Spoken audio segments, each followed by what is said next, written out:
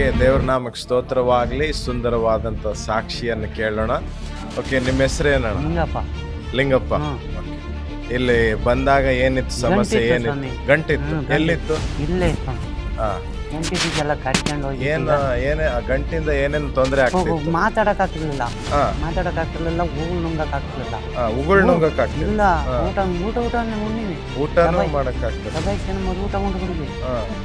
ಈಗ ಎಲ್ಲ ಗಂಟು ಪಂಟು ಎಲ್ಲ ಕರಗಿ ನಿಮ್ಗಾಗಿದ್ದೀನಿ.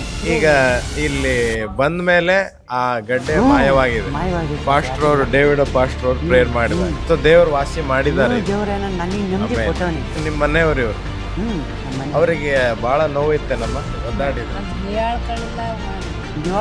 ಹೇಳ್ಕೊಳ್ಳಕ್ಕೆ ಆಗದೇ ಇರುವಂತ.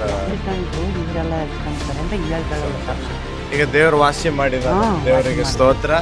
ದೇವರ ನಾಮ ಮಹಿಮೆ ಆಗಲಿ.